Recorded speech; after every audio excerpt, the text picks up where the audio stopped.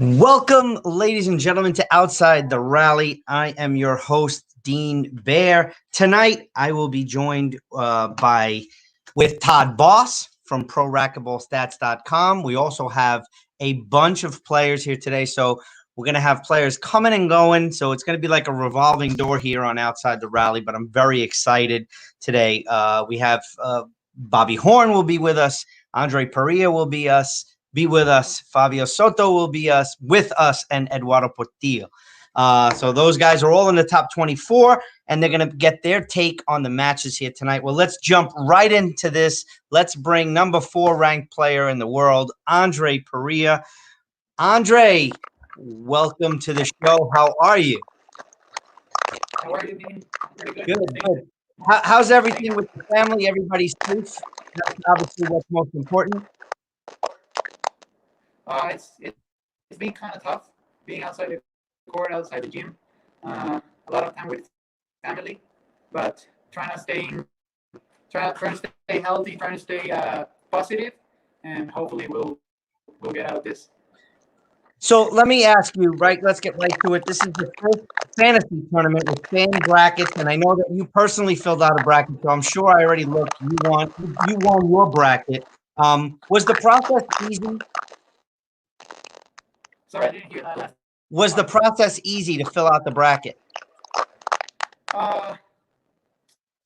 Most of the first round matches were kind of tough to fill because, they're really good players till the 32th round. So I just picked based on whatever they have accomplished before. And I got you. I understand. So we're going to bring it right in, Todd Boss. We're going to jump right into this round of 32 matchups.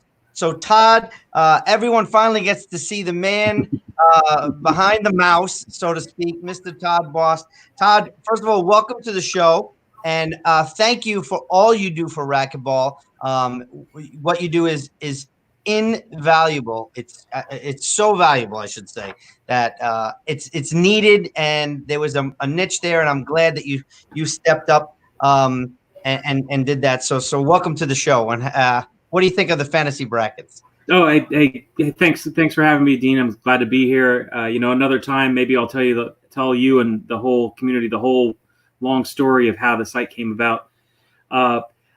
I filled out a bracket, maybe a little bit inside information, or like you did probably. I found filling it out super easy, and at this time where we don't actually have real matches, I think it's going to be cool to talk shop, and I'm really looking forward, frankly, to hearing what the other players are saying about these matches and these potential matchups, because I'm watching these from a screen all the time, whereas Andree's 5 feet away.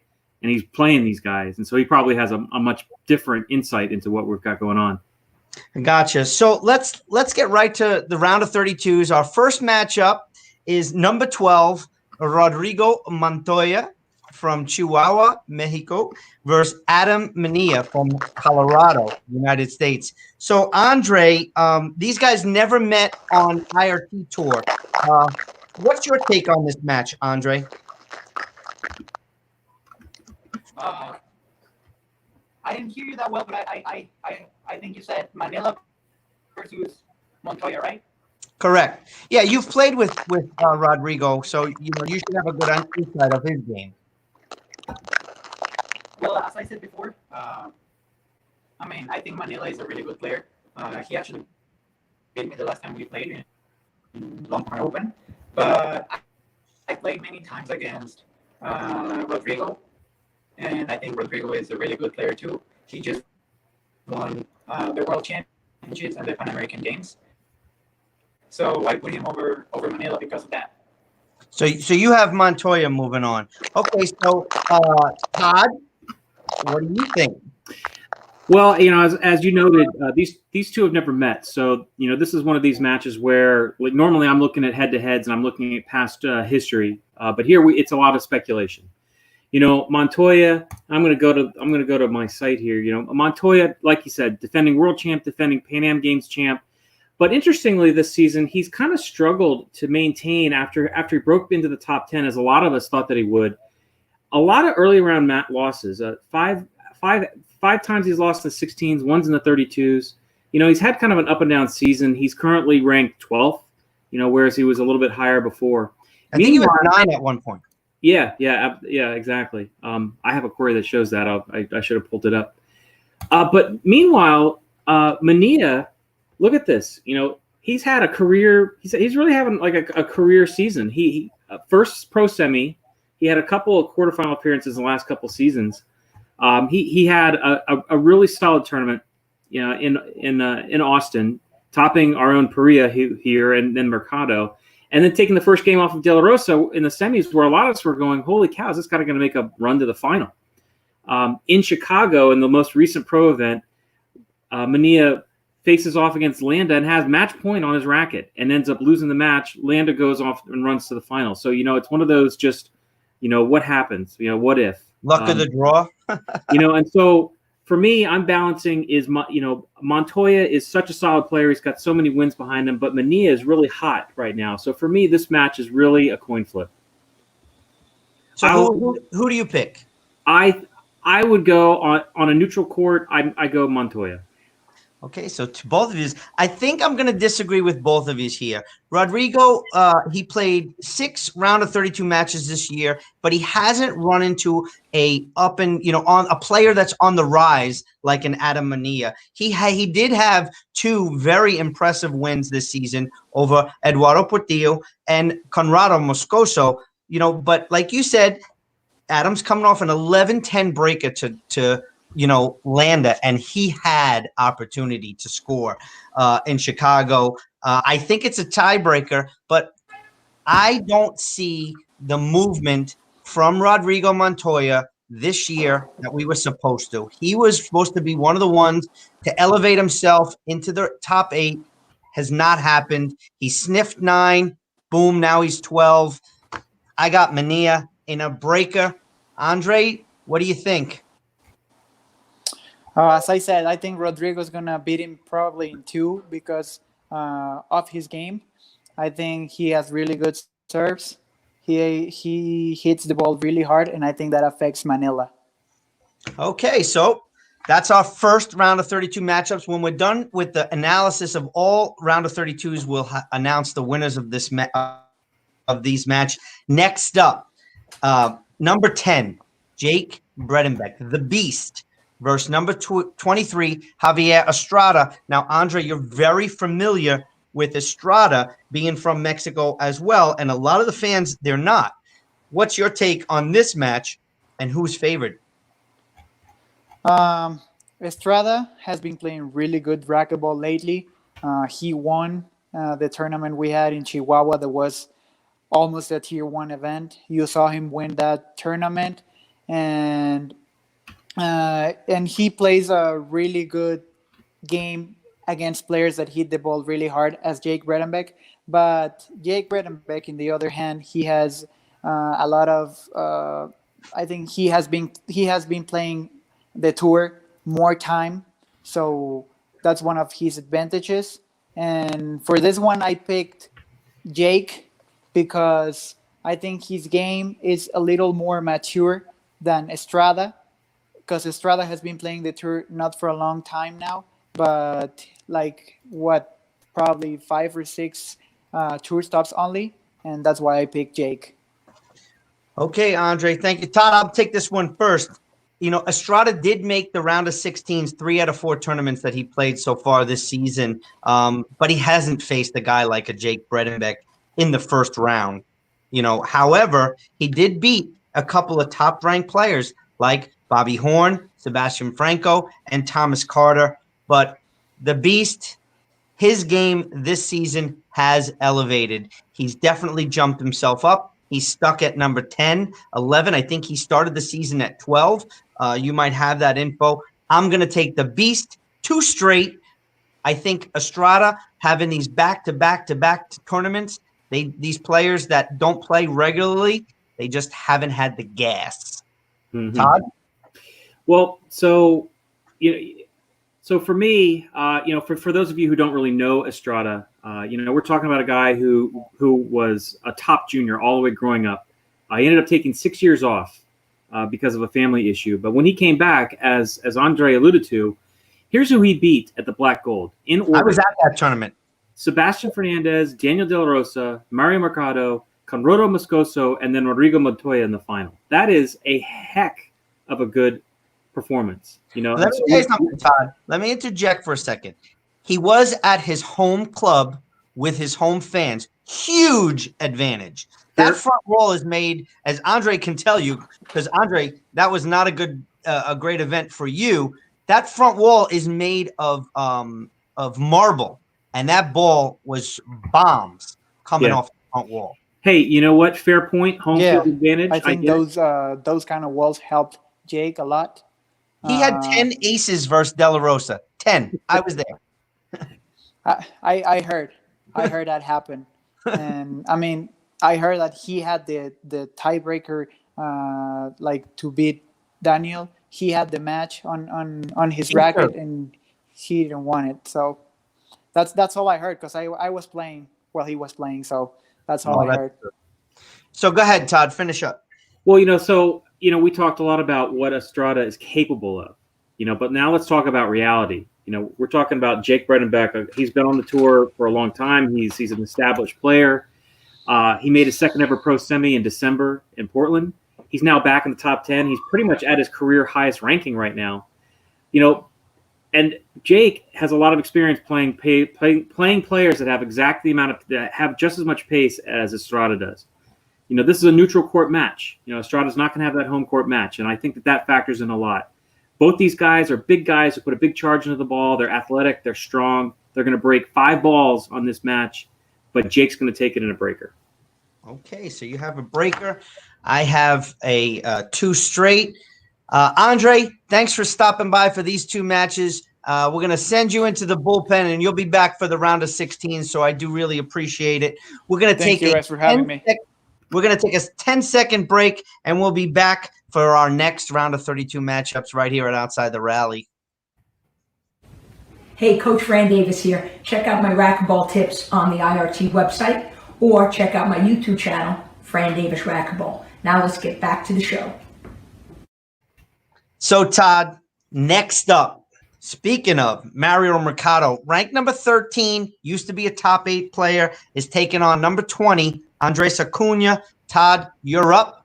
What's your pick? So, interestingly, there's not a ton of playing history between these 2 players. Which is really interesting about this round of 32s with our top 24 players. Yeah. I think out of this round of 32s, we have two matchups who've actually played each other before. Yeah, at the way it's interesting the way it works out. Notice the birthdays on these guys. These guys are the same year.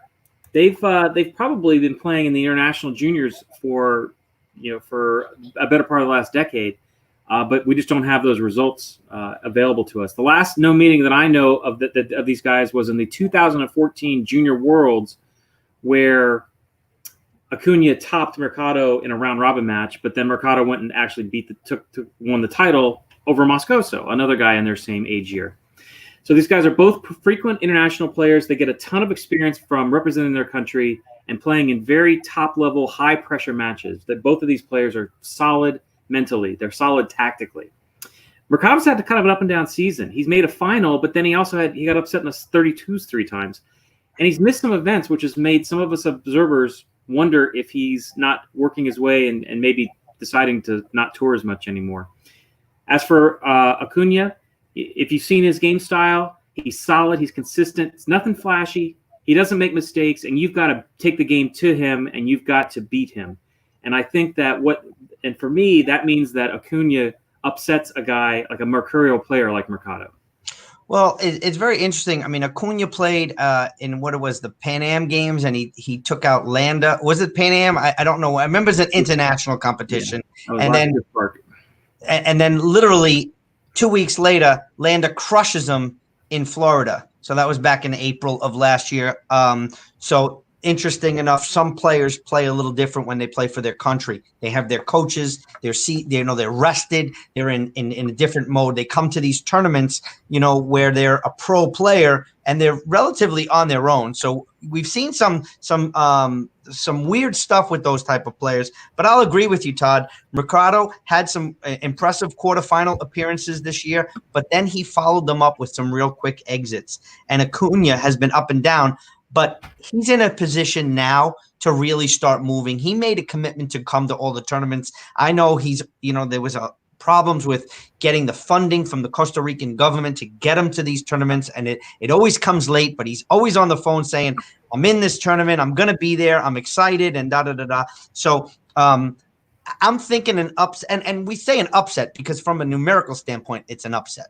But like you said, these guys have been playing, a long time, same age. So I'm going to say this is a long, hard-fought match, 11-10 breaker. But I'll agree with you. I have Acuna moving on as well. So next up, we have a Mexican battle coming here. So let's bring in IRT commentator Favio Soto. Favio, how are you? Welcome. Gentlemen, good afternoon. Glad to see you. Right? Glad to see you both. Todd Boss, my first time seeing you in the flesh. Awesome. I don't normally wear glasses. It's just so that I can see my screen. I'm getting old, Well, Favio, he was in Maryland, so I talked to him in Maryland. Maybe you just you didn't catch him. I was not fortunate enough to see Todd, but always his insight is always some of our best tools to do our broadcasting. So thank you very much, Todd. You bet. So this one up is a Mexican battle, Favio. That's why we brought you in here. Number 6, and this is a 16-17 matchup.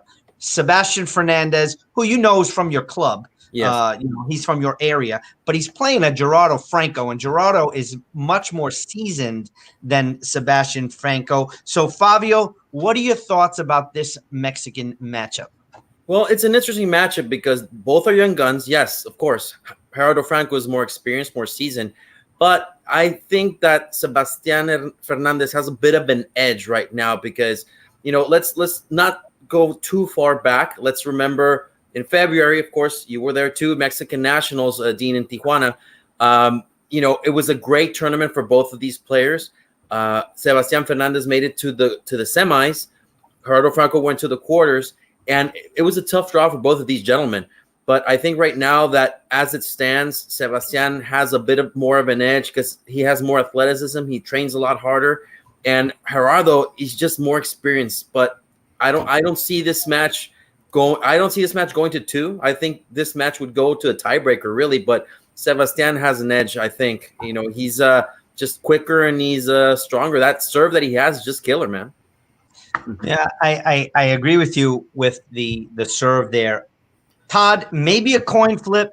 We haven't really seen big wins from Franco this season. And Fernandez, he has beaten some tough opponents like Acuna, Mercado, Mania. But he lost to players he's supposed to beat. Not saying that. And me and you have talked about this, Todd. When Sebastian plays against a guy he's supposed to really take over and just wipe the floor with him, he has a rough time. So that's why it's a coin flip, because from a tools standpoint and weapons standpoint, Fernandez has the edge right there. Could it be an upset? I don't think so. And it's, like I said, it's a 16-17 matchup. So it's not really that big of an upset. But in my opinion, Sebastian moves on, serves his way right off the court because he just aces bombs away right into the round of 16 to take on Kane Waslinchuk. What's your take, Todd? So I think I agree with you. These two did meet in 2017 at an event in Mexicali, which was won by Franco, probably more due to the fact that he's got just a couple of years of experience. These two players, by the way, are your last 2 running Mexican 18U national champions. Both of them are incredibly accomplished junior players. Franco's had a solid season. He's made a quarter. Fernandez is touring really for the first time. He's made a couple of quarters, including, if I zip over here, including making the quarters at the U.S. Open, where he gets wiped up by Conrado Moscoso, but he still beat Mercado and Mania to get there. Interestingly, that's a tough draw. Yeah, that's a tough draw. In his last event, Sebastian had a very solid win over Acuna to make the 16s, again, in another 16-17 matchup because he was the 16 seed. And then he played Kane tough. So this is a guy who you just saw it. Here's his results at Mexican Nationals. A win over Natera, a win over Cardonia. Those are two excellent wins. Fernandez is an up-and-comer. I think he wins this match. Okay, so we're all three in agreement there. Poor Gerardo Franco might go home in the round of 32s. Fabio, thanks for checking in. Stick around, Fabio, because bringing you back to the round of 16s to see who does win. So next up is number 11, Sebastian Franco, versus number 22. Double them up, Mr. David Bobby Horn. Bobby Horn is here. Bobby, let's bring you in. Bobby, you got a tough matchup in the car on the way to the gym to play this fantasy match.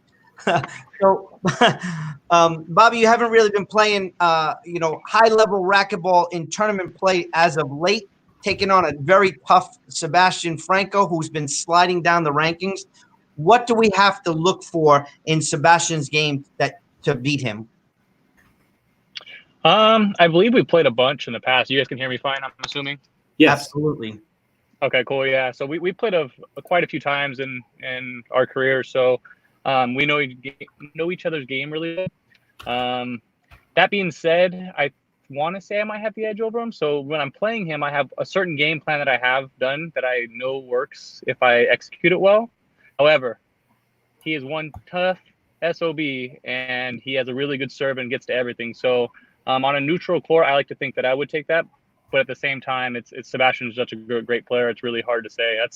To me, it's a coin flip, really, just depending on who shows up that day. So I don't know if you guys agree with that. But if you're in Maryland, it's going to favor Sebastian. But if we're in Fullerton, you're going to take one. The courts do play a factor in that.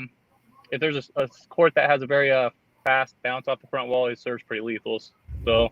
I feel like we match up really evenly. I don't know. Todd probably has some stats on that. I want to say we're pretty close to even overall. But I'd be. All right, Todd, take it away. Let's see. Well, so Bobby, you're right. You and Sebastian have met 6 times across 3 different venues. Sebastian beat you in the IRT, but you played him 4 times and beat him 4 times on the WRT, and then this right here, if I scroll back up, is an IRF match that he beat you at one time. So you've got, over the course of your career, 4-2 against Franco right now. Yep, I figured. I kind of had a feeling. So for me as an analyst, I look at these, and I know what you're capable of doing when you match up.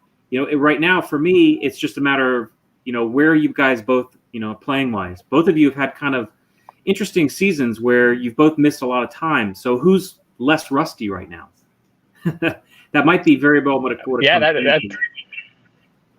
it's pretty interesting hearing that. Like, especially, sorry, I didn't mean to interrupt. It's interesting to say that because I like to think that most of the pros that do play on tour show up prepared. So I don't really necessarily think this is a factor unless someone's lazy and doesn't show up prepared.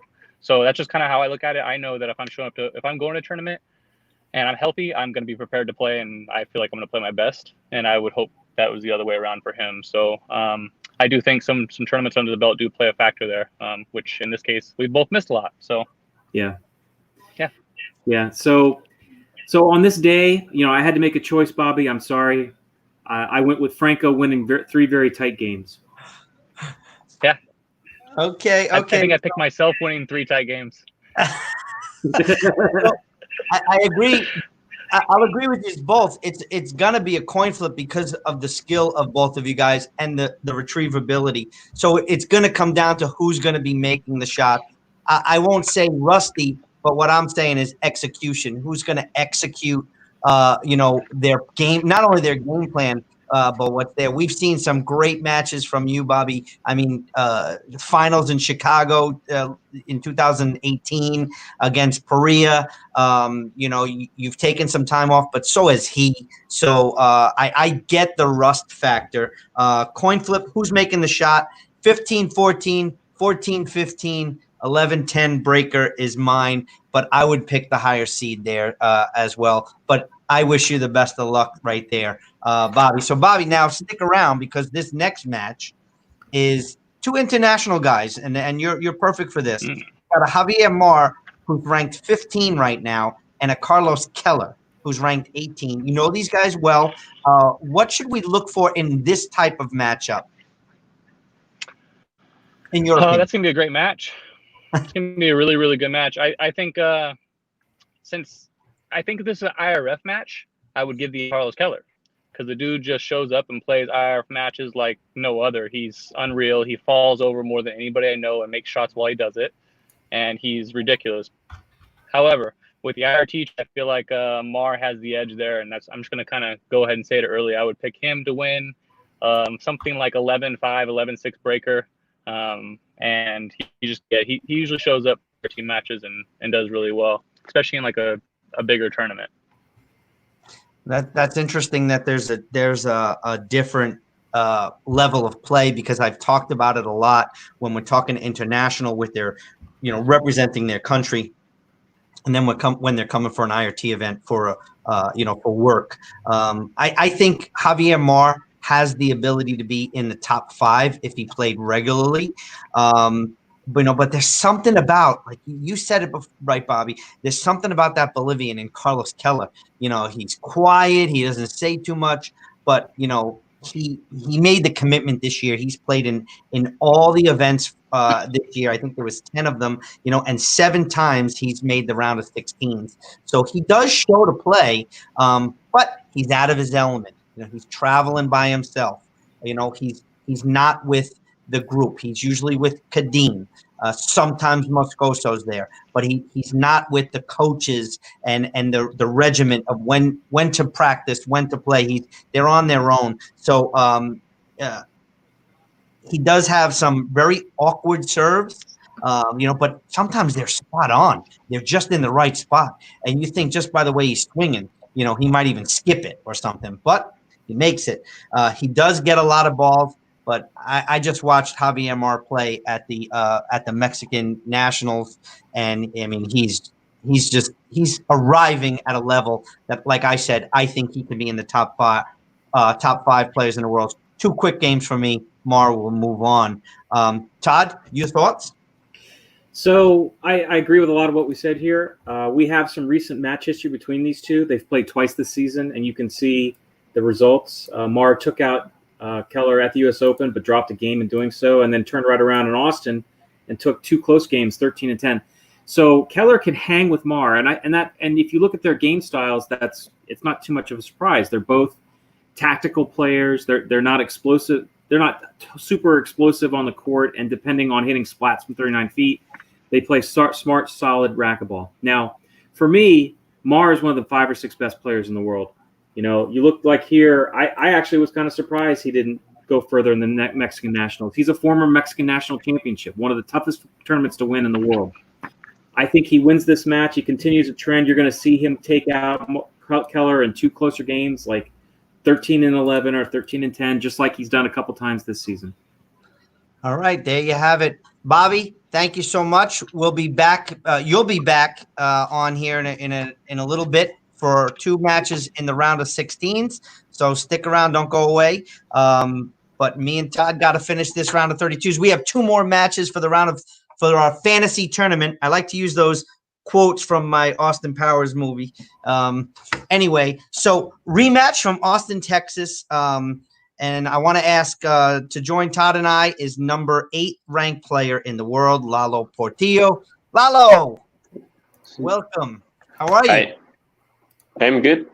So I have to ask you really quick, what's the correct pronunciation of your last name? Because I'm really tired of getting that one girl from the IRT constantly yelling at me saying I say your name wrong.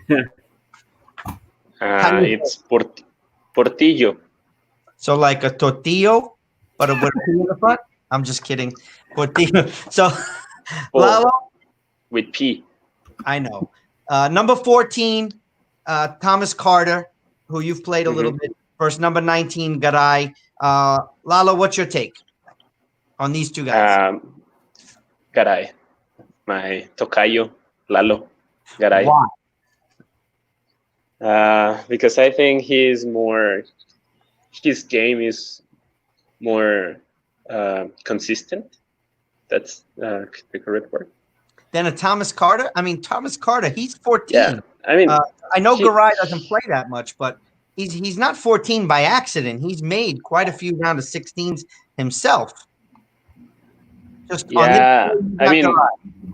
Thomas is a really good player, and I think he plays like the same level every tournament. But he's not in. I don't see him like. I don't see his game getting better. I mean, he's not getting worse, but everybody else is getting better, and I think Lalo Garay is getting better. So Lalo's on the rise. All right, I'll agree with you there. Yeah. Todd, what's your take? So first, let's talk about Carter. You know, we're looking at the tail of the tape here. Carter is kind of the definition of an IRT journeyman. He's got about a 500 career record. You know, he's making the main draw. Sometimes he takes losses in 32s. He made a quarter this year on merit. His only other quarter here was a walkover win when he was the 16 seed and Kane withdrew last minute.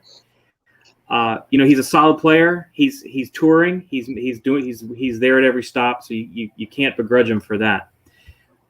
But let's talk. And I should also note these two have met once this year. Garay beat Carter 12-11 in Austin in 2020. But let's talk about Garay for a little bit. He has come onto the scene. I'm looking at this is his match results lately. I've highlighted his name so you can see who he's losing to. He's losing to good players, but he's taken games. He loses to Beltran, but he takes a game. He loses to Landa, but he takes a game. He loses to Carson, but he takes a game. Garay is just one or two breakthroughs away from landing from landing a bunch of semis in a row. He's got the game. He's got the power, the athleticism. He's sneaky. He's got sneaky fast power, especially on his drive serve. His drive serve just makes it sound like not too many other players on tour. And I think he blows Carter off the court. Well, I mean, Thomas Carter beat Alvaro Beltran, and that's no easy thing to do. Now I know that you're not a Beltran guy, Todd. That's not fair. That's not fair. You constantly have him losing, but that guy, I mean, what he does is amazing. So for Thomas Carter to pull out a win like that, I mean, that's tough. What I think, and here's where I'll disagree with you, Lalo. I think where Thomas Carter is getting better, it's cerebral. He's getting smarter. He used to waste so much energy in some of his matches, and I see him getting a little smarter. He does beat some pretty good players. You know, he beat Estrada in Sioux Falls, but I'll agree, Garay is making a huge push to move up the rankings. Tough 3 games. I just think there's both of these guys are all over the court. Thomas flies all over, but so does Lalo Garay. I think Garay will move on, but I'll say a tiebreaker in right there. All right, so our final match in the round of 32s. Lalo, you're going to play the winner of this match, so it's very interesting to hear your take on this. We have number 9, who used to be in this spot, Conrado Moscoso, who's fell out of the rankings, against number 24, the lefty, Robbie Collins. Lalo, what's your thoughts on these two players?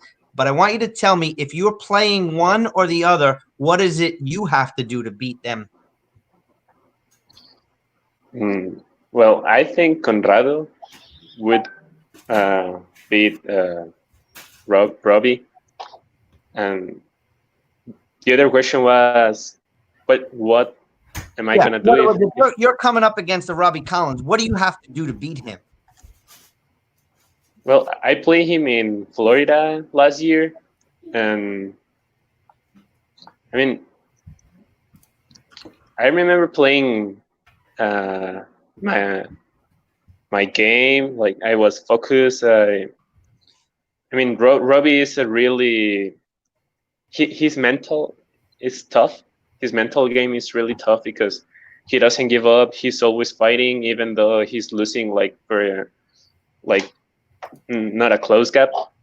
And I think he's really strong in that part of the game. But I don't think he's as effective. Who's your take in this match? Conrado. 2 or tiebreaker? 2. Okay, so Todd, you're up. Well, Let me go first, Todd. okay. This is a really tough match for Robbie Collins because he's also been moving. Moscoso, he lost to Montoya and Parrilla, and obviously the lefty King Kane. Can another lefty cause him problems? Because a lot of players, they don't get to play lefties, so that's an interesting fact. They've never played, correct, Todd? They have never played. They've never met. So can Robbie pull something like that? He's played tough this season, but he's ran up against some of the best in the round of 16s. And in the beginning of the season, he lost to Alanda, he lost twice, and he lost to Beltran. But he hasn't made the round of 16 in the past 6 events, and you probably have that. So today is just not Robbie Collins' day. Moscoso will move on. I'll agree with you. Now your thoughts, Todd. Well, first, as you say, they have never met, so this is a lot of speculation. I'm pulling up Collins' career summary.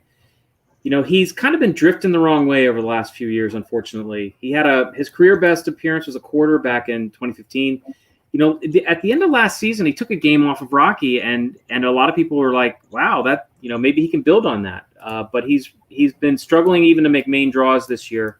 Only 3 main draws out of the 10 tournaments that he's played, and it just it is what it is. Now, Moscoso is the most exciting player to hit the scene in a long time.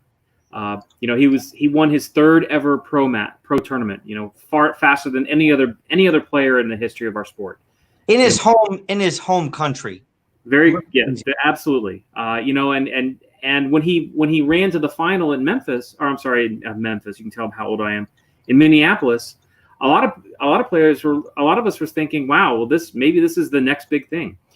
But Moscoso really struggled in that 3-event swing in January. He hobbled off the court and got wiped up by Kane in one of those matches, and then he had a couple of uncharacteristic losses. Even though his season is a final 2 semis and 2 quarters, I think a lot of people had higher expectations. Now, that being said, I think he wins this match and he moves on. Well, there you have it. We all have Moscoso. Tough day for Robbie Collins. Now, thank you, Lalo. You'll be back for 2 matches in the round of 16s as well. Stick around. So, Todd, the winners are in. Let's go back to that first matchup. Fernandez did move on. Sebastian Fernandez will move on over Gerardo Franco. Javier Mar did move on. And I believe all these are updating right now, so we'll be able to check. Jake Bredenbeck moved on. Sebastian Franco over Bobby Horn. Sorry, Bobby, but it was a tiebreaker, and it was an 11-10. Garay moved on. Will take on Carson. Acuna over Mercado. He moved on. And a tough match, Rodrigo Montoya takes out Adam Mania. You were right, Todd Boss, right there. And Moscoso over Robbie Collins. So the round of 16s are set, ladies and gentlemen. Let's take an absolutely short commercial break, and we'll be back for the start of the round of 16s right here on Outside the Rally. Hello, I'm Mike Lindell, inventor of MyPillow. Just like all of you, I had trouble sleeping. I tried every pillow out there and nothing worked. That's why over 10 years ago, I invented MyPillow. My patented fill adjusts to your exact individual needs so you get to sleep faster and you stay there longer. I make all of my pillows right here in the USA, and I have a 60-day money-back guarantee. Take advantage of my famous offer and get 2 MyPillow premiums for one low price. Call or go to MyPillow.com. Be sure to use the promo code and I'll give you free shipping. Welcome back, ladies and gentlemen. Let's take these right in order. Todd Boss is with me. Favio Soto, your head is with us. Look up, Favio. You're here. We're live. Yes. So first match of the round of 16s. Once again, Favio, bringing you back in for the Sebastian Fernandez. You're so close to him. Again, being from there. Sebastian Fernandez, number 16 versus 1. Favio, your thoughts? Well, let's go back to our last pro stop. Sebastian Fernandez played Kane Wazelenchuk in the round of 16s, and Kane took care of him with ease. I mean, that match, if I'm not mistaken, was exciting one. It's just according to me, it was 15-6, 15-9, if I'm not mistaken. So, I'm very optimistic when Fernandez plays Wazelenchuk because I'm waiting to see some spark and some magic from Sebastian to give Kane a bit of more heat. It's like when we watch Javier Mar play, Kane Wazelenchuk. We're kind of get excited for that. So I'm really hoping to see in the near future Sebastian Fernandez take a game away from Kane. I don't see it happening in this draw, though. I see Kane just taking it in two. Well, we've already talked about Sebastian Fernandez, and this is a really him and his really tough drive serve. When it's on, Favio, But Yeah. can he take out, Kane Wazelenchuk? Although the record books, as Todd has up there, has Kane with a 2-1 advantage. The only time that Fernandez moved on was in Atlanta when Kane was not at the event. He had to pull out after the draws were already released. Easy match for King Kane. I don't see him ever struggling in the round of 16s. He usually wins pretty easy as of late. I remember in Portland, it was like breakfast for him. It was so quick. The whole match was 20 minutes long, and we had 2 commercial breaks and a towel timeout. So, Todd, you would have that round of 16s on the Kane Wazelenchuks. What's your thoughts here on this one? I mean, as a neutral, I want to see another 6 and 9 match. I want to see Sebastian getting points and pressing Kane and making Kane sweat a little bit in his opener. But there's really, at this point in their careers, there's little chance that Kane loses this at this juncture. So can you pull up how many times, how quick games were for Kane in the round of 16s or no? Like Sure. like scores? Like has anyone in the round of 16s got more than 10 points? Because I don't know. But while you're looking at that, Favio, next up is another we can't say a Mexican matchup anymore. Alex Landa is the current U.S. Open doubles. U.S. Open United States representative for doubles, along with Sudzi Monchek. Yeah. So number 2 Landa versus number 15 Mar. Favio, they've never played on the IRT. Well, you know what? Here's the thing. Even though my pick is gonna contradict what I say, I think Javier Mar is interesting to watch. We like him a lot. He's a very nice guy, and I like his game style more than I do Alex Landa. However, I don't see Landa losing this match because Landa risks a lot more. He's more of a risk taker. He shoots a lot. He goes, like you say, Dean, on the broadcast, he just goes bottom board a lot, and it benefits him. I mean, he's the number 2 player. He's just not by accident. No, not by accident, of course. I really don't see him losing this one. I think Javier Ma, again, I like a lot more how he plays. However, I don't see it because this is how interesting it is how you have a singles player that plays also doubles. And, Javier Mar has had more success playing doubles, really, than Alex Landa. But Alex Landa is a far better singles player than Javier Mar. I mean, just look at the statistics. Pan Am champion, the current Mexican doubles national champion as well. And, it's just exciting. But I think this match, it favors Alex Landa. And I'm going to say it's going to be in 2, not even 3. Wow. Two quick ones for exit from Mar. Todd, what's your thoughts? Well, so I'm a big Javier Mar fan. I think he's one of the top 5 or 6 players in the world. And Landa has to be just frustrated that he's playing this good of a player this early in this event. As you said, both of these guys play tactical, controlled racquetball. Landa's just better at it, and that's why he's number 2 in the world, and that's why Landa's going to win this match. They've never met on the Pro Tour, but they have met. They have met twice in the last 2 years, or 3 years rather, at the Mexican Nationals. Mar took him out to win the Mexican Nationals in 2017, and then they met again in 2019 when Landa topped him en route to Landa's 2019 title, which, as we've noted, will be his last Mexican title. Landa moves on. Okay, so I'll agree with you both. This is a tough 3-game battle with Mar really almost pulling an upset. What I like about Mar, and I said it before about him he could be a top 5 player, is he has a racquetball body. He's extreme. He's tall. He's fit. Landa is shorter and more compact. He does swing absolutely hard, Alex Landa, but Mar gets balls. I honestly think that he has zero business and zero chance getting them, kind of like what De La Rosa does, but he comes up getting it. But you know what, Dean, go ahead. here's the thing, though, that I want to say. Landa's a hard worker.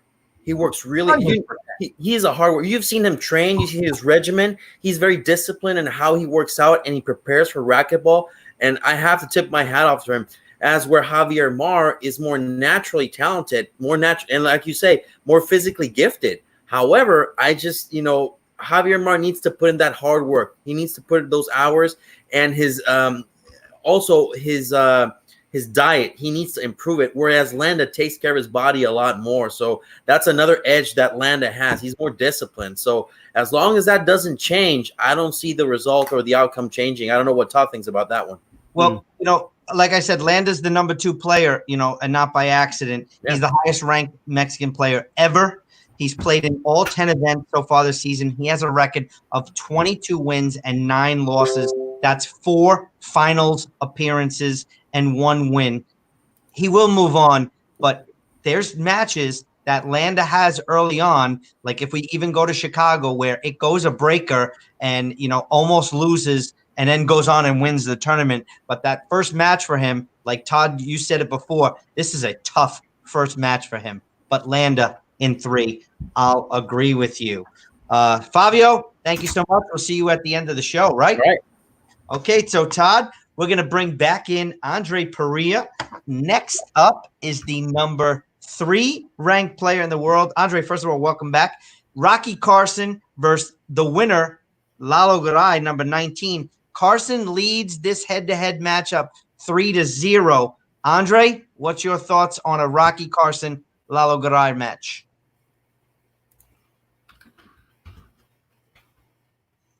Can you hear me, Andree? Okay, your audio is not working, so we're going to have to skip you right there. Todd, we will go to you. Todd, what do you think about Garay versus Carson? So these guys, so as you noted, they've met 3 times on the tour, and Rocky has 3 wins. Those, just to pull them up real quick, they met in 2015, so a long time ago. Carson had a pretty straightforward win, and then they met again in September of 19, and then as we've just talked about, basically the last pro match that Garay played was where he fell at the hands of Carson. We know what Garay is capable of. I want to point out something that for me, this match is less about Garay and his potential, and it's more just an observation about the vulnerabilities that Rocky's shown this season. Here's his season so far. We're talking about a guy who's been number 1 and number 2 for the better part of a decade. He's lost in the quarters 4 times and the 16s once. We know that he had a knee operation that's probably been bugging him. I just feel like Rocky's a little bit vulnerable right now.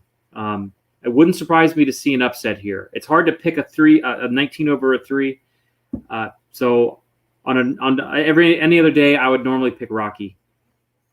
So you got Rocky. Andree, is the audio working? It isn't.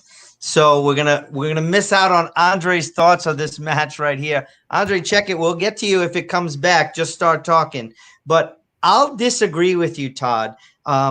Rocky Carson, he has a roller coaster season. Also with an injury, like you said, he's 15 wins, 7 losses this season.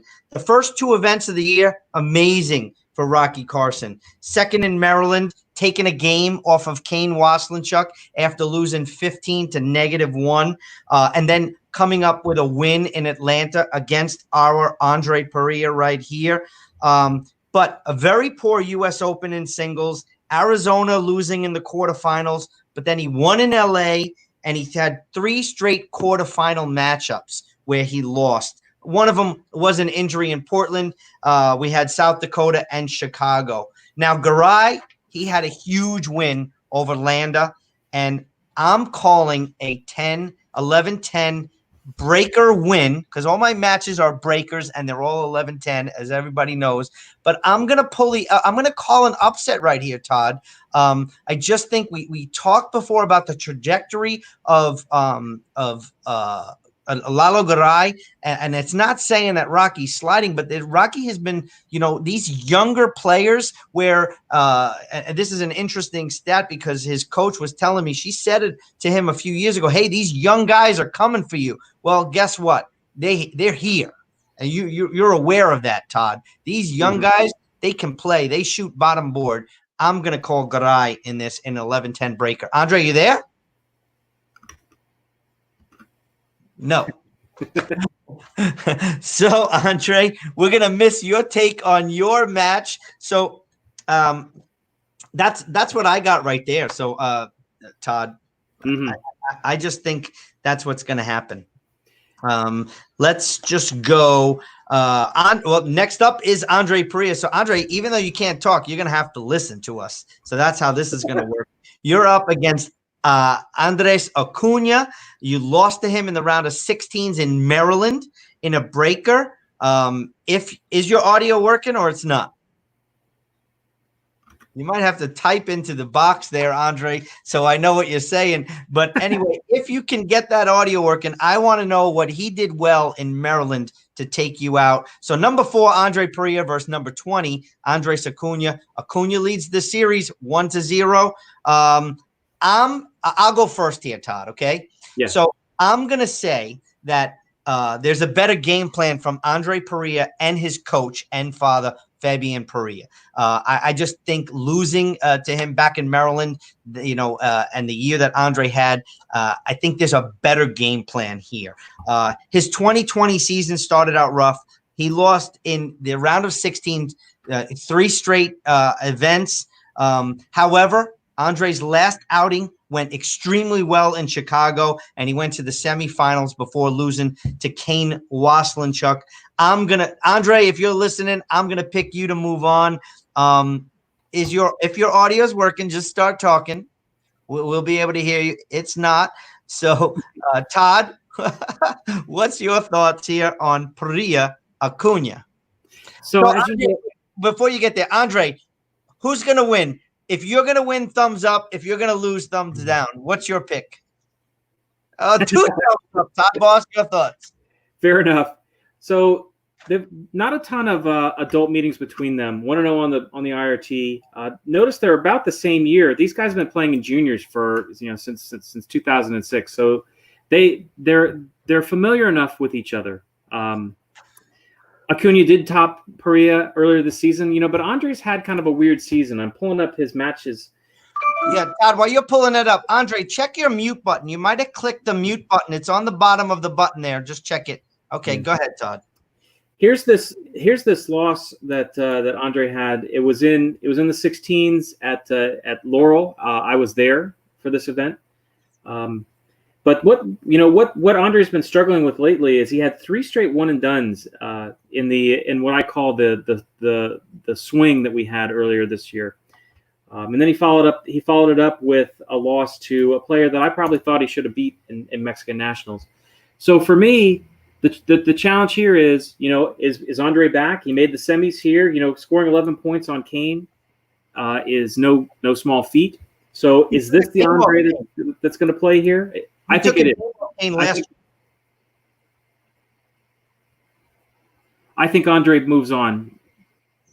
So Andree, both of us have you moving on, Andree. You gave us the 2 thumbs up. Is it working? Is the audio working? It's not. Poor Andree. Hey, it's okay, Andree. We have you moving on. So maybe you got to leave and come back, and we'll get you by the end of the show. If your audio is working, we're going to get you back in by the end of the show.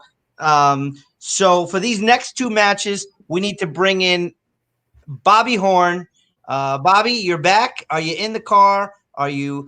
You're still in the car. So, Bobby, first matchup for you, number 5, Alvaro Beltran versus Rodrigo Montoya, who moved on against Adam Mania earlier.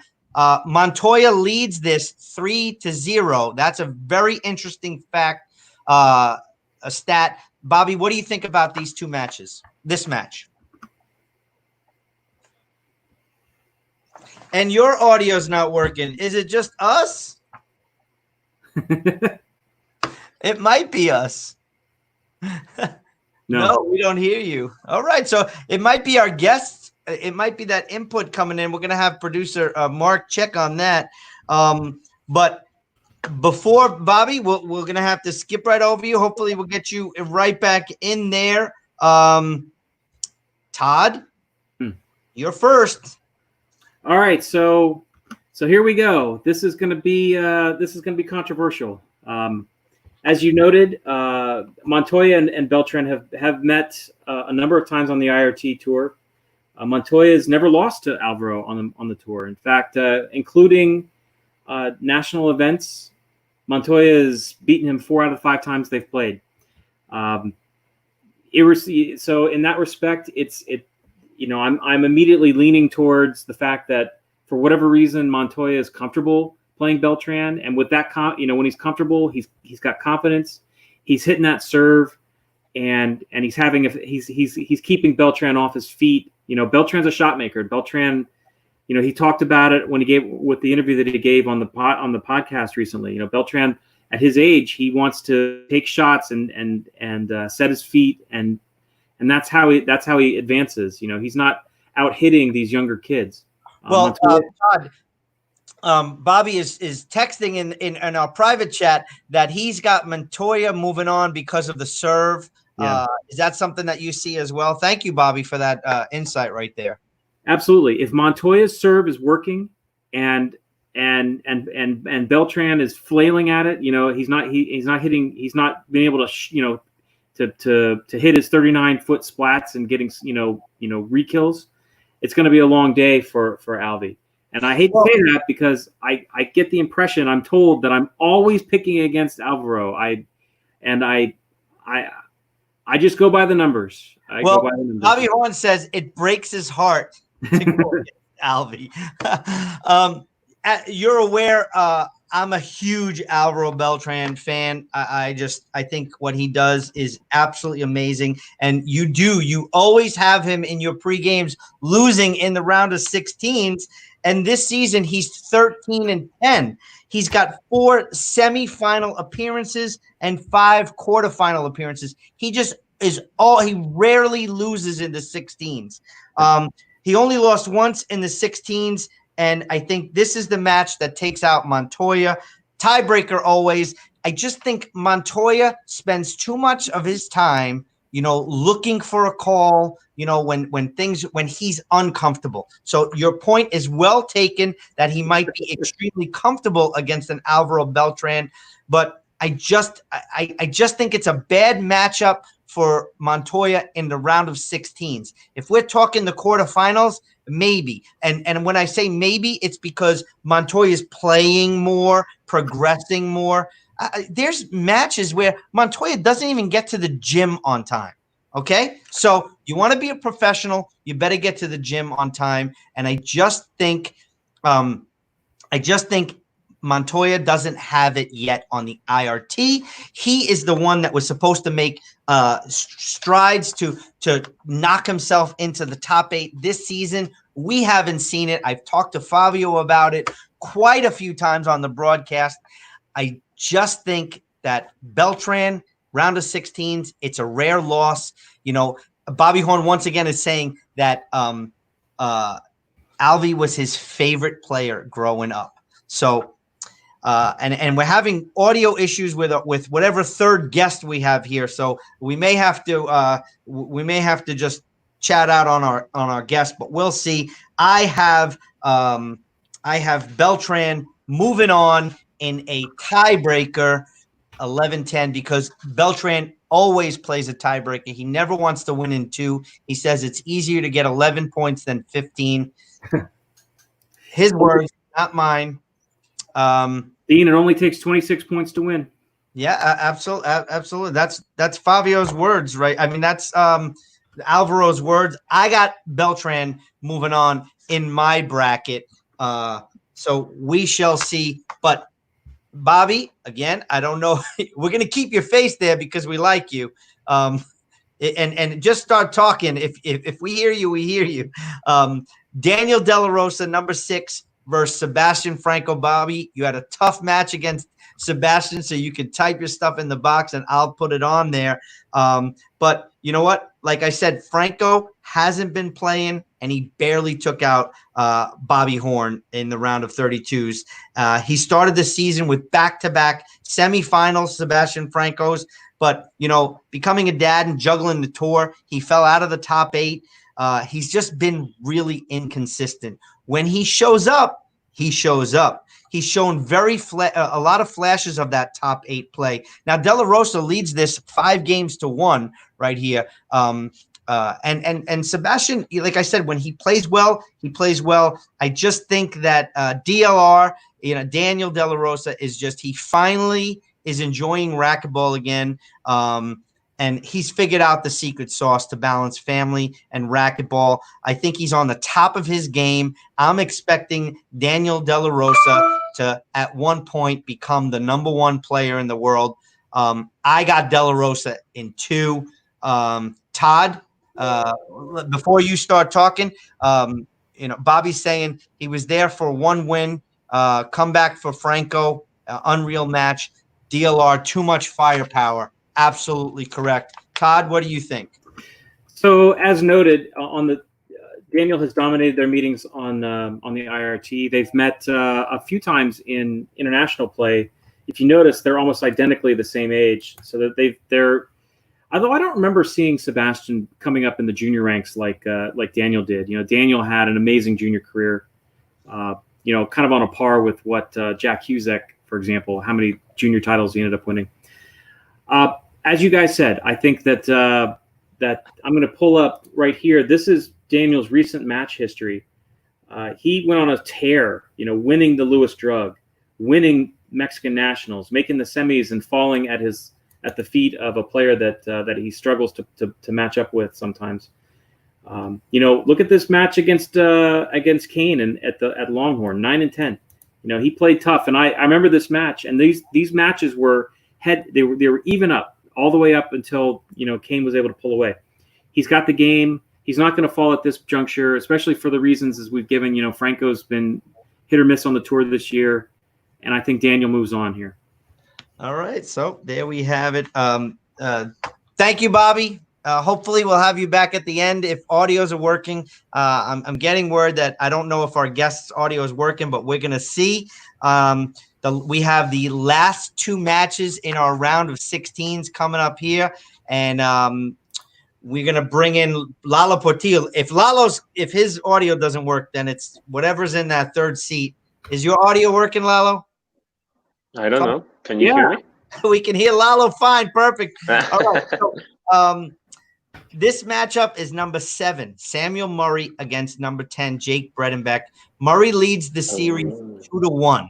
So, Lalo, take it away. Over these 2 guys, what should we – I don't want to know who's going to win yet. I want to know what we're going to see when these 2 guys play each other. I think they are best friends or something like that. Well, they're very good friends, but which is a lot different, believe it or not, than back in the day. Back in the day, you were not friends with your opponents. You just didn't see it. I agree. You guys can be friends. You can be doubles partners, but it didn't matter. On the court, it was enemy. But what are we going to see over these best friends matchup? A lot of power, hitting the ball with a lot of power.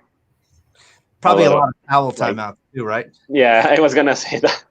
I knew you were gonna say that, so I wanted to say it first. But yeah, a lot of power, maybe a lot of aces, towel timeouts. I say a tiebreaker. Maybe we probably see a tiebreaker. And who would you pick to win? Sam Murray. So Lalo's got Sam Murray. Todd, your thoughts for this match? You're up first. So Murray 2-1 on the IRT. They also met once in 2016 internationally, which Jake took. So they've met twice this season and they split. So this is a lot of what you expect out of a 7-10 or an 8-9 matchup. These guys are they're closely matched.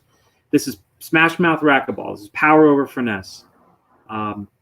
I'm going to go with Murray on the day because Jake's coming off a very similar match, where he's going to have he had to play Smash Mouth to get past Estrada to get to this point, whereas Murray just had to play sponsor doubles and got to conserve some energy. Sponsored doubles is not that easy, Lalo. Come on, tell him. Tell him sometimes sponsored doubles gets a little crazy. These amateurs, they want to win. Yeah, it gets crazy, but it's not really hard. Lalo is still in the secret sauce. Lalo, the other top 8 players are going to come in and just going to start whacking you around a little bit. No. There goes sponsored doubles, Dean. So I have to say what you said, Todd. These guys traded blows this season, but I think history repeats itself. I'm going to say Jake's going to move on. He's had an amazing season, excellent results in Portland. He took out Murray. Yes, he took out an injured Rocky Carson, but he was serving absolute bombs against Sam Murray in that match. I remember it very well. A consistent round of 16 player this season in Jake Bredenbeck. Murray, however, you know what? Quiet. You can pull up the numbers, Todd. He's constantly in the quarters of the semis, very quietly as well. He had 2 poor outings this season. U.S. Open was one of them. That's a pretty big poor outing at the U.S. Open. And Portland, and Portland happened to be, again, against the Jake Bredenbeck. So if you looked at the stats, it was first Jake won, Sam won, then Jake won, then Sam won. So I'm going to say it's going to flip again. History will repeat itself. Something is telling me that it's time for Jake to take that move. Like we talked about it before, he's in the top 10 finally. I just think it's going to be a tough 3 games, but I'm going to go with the beast mode right here. Todd, so we'll disagree. So Lalo, you are up. You're taking on number 9. So this is an 8-9 matchup. Sometimes there's also a coin flip.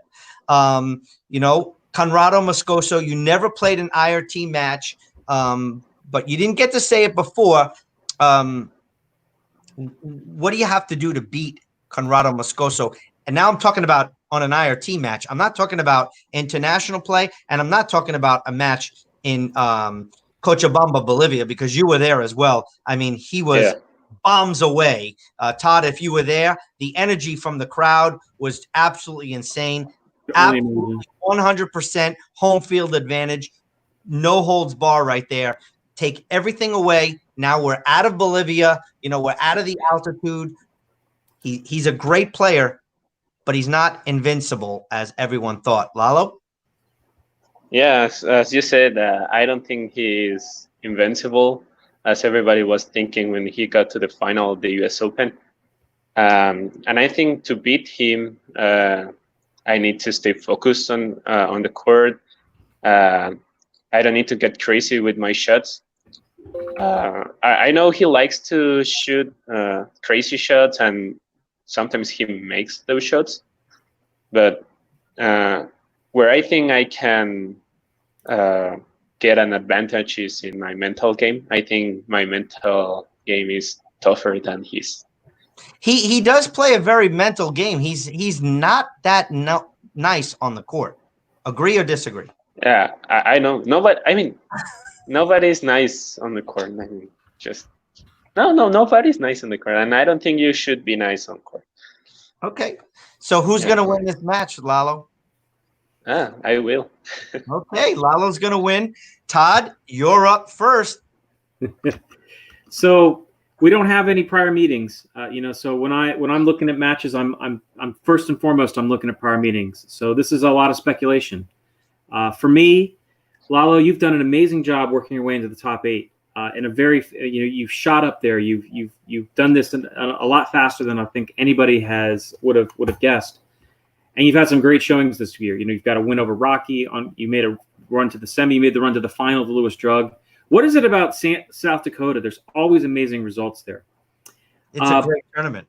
But Lalo, you've also struggled. You had 4 one and dones against players that a lot of times I thought you could have beaten.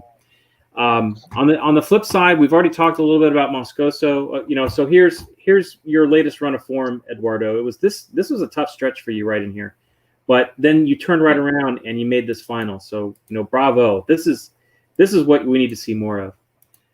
Now let's look at what Conrado's been doing. He's been hit or miss too. Touring, and Dean, you can attest, touring is not as easy as gearing up for a Pan American Racquetball Championships or gearing up for one big major like what Conrado was doing here till now. You look through here, he struggled. He had some losses in here that you thought he should have won. On this day, though, and I'm sorry to say it, Lalo, I'm going with the Bolivian. Okay, so Lalo, like we said, 10 events this season. You had 1 finals, 1 semifinals, 1 quarterfinals, but 7 losses in the round of 16s. Now, again, all those tournaments got you some really good points. Arizona was a great time for you. I remember, interviewing you. I remember having you put your sticker on the board. I remember getting your banner, becoming in the top 10. You were excited about it, and you've come a long way. The last few years, you've been, just playing amazing, and you played good in Chicago against Kane, against DLR at the Lewis Drug Finals, but you lost to Mario Mercado at the Lou, and the Longhorn. You lost to him twice, right? I think it was Mercado twice. Mm-hmm. So twice. And that's tough. Those are the matches you're supposed to win, being in the top 8. But we talked about Mercado before, he used to be a top 8 player. So there's a lot of movement from like, I would have to say, I'm not even going to say 7. I'm going to say 12 to 8. And Todd, you'd be able to probably get this data. There's been a ton of movement in the rankings. But Moscoso, he's also been extremely sporadic this season. Outside of Bolivia, beatable. But I'm going to say tiebreaker right here. Definitely going to say tiebreaker in this match, 11-10. This is going to be a tough one. I'll have Moscoso moving on. He was ranked high as 6th.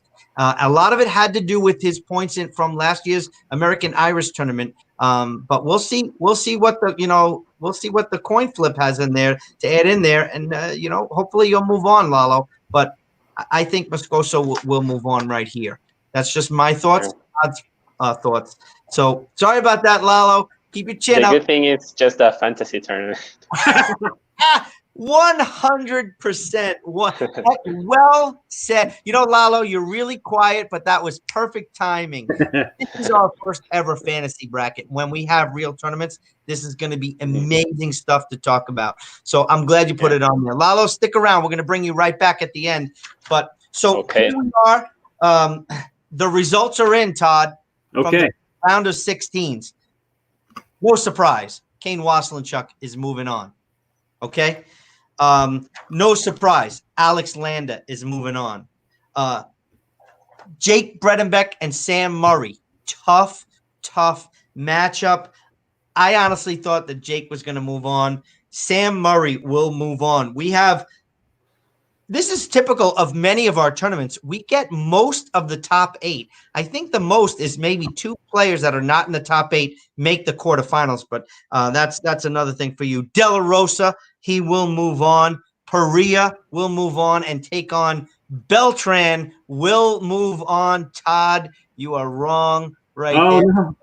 Beltran takes his first ever win over Montoya. Moscoso will move on. So there's an upset, but a huge upset, Todd, in the 3-6 seed, 11-10 tiebreaker. Garay will move on. So very interesting there. What's your thoughts, Todd? So, this is actually pretty typical for an IRT draw. Like when I do my previews, and this goes out to every player that I predict loses. I love predicting upsets. I love it when I love seeing the young guys coming up, and I love seeing the players that don't play a lot coming up and getting the big upsets. And that's exactly what a Garay win over Rocky would mean. But otherwise, this is pretty much to saw. It's nearly chalk. 6 of the top 8 seeds advancing. Only 2 upsets by seed. I don't know when we've ever not had, and I wonder if that's something that you can even break out. Say, how many times the quarterfinals had, the top 8, 7 out of the 8, 6 out of the 8, 5 out of the 8, and what's the lowest amount? I don't even know if that's possible, but that would be extremely interesting if we're able to say that. Well, that was a great first 2 rounds of fantasy racquetball here. We need to check on the leaderboard. If Mark can bring up the leaderboard of the actual tournaments, and I think first place is Chris Webber. Andree Parrilla is tied for first, and John Rafkin is also tied for first. All players have all guys have 370 ranking points. As you can see, Mark has it up right there. Amazing. Andree Parrilla, Jesus, Andree. 300. Well, he's in the quarterfinals. I'm sure on his bracket, he's got him going to the finals. So we'll see what's in. Let's bring in everybody who's still in our. I think Favio's still there, Lalo's still there. We had to lose Andree and poor Bobby Horn. He took that loss against Franco hard. So who else is in the bottom there? I can't see. So it is Bobby Horn. He's there. Bobby, you're back. Can we hear you? Anyway, so Can you hear me? yeah, we can hear you. Yeah, you can hear me, huh? So what do you guys think of fantasy racquetball? We don't have a real tournament, so we had to have a fake event here. Very good data. So first of all, ProRacquetballStats.com. If you guys at home haven't checked them out, you definitely need to. That's where we get all of our information. It's all from Todd Boss.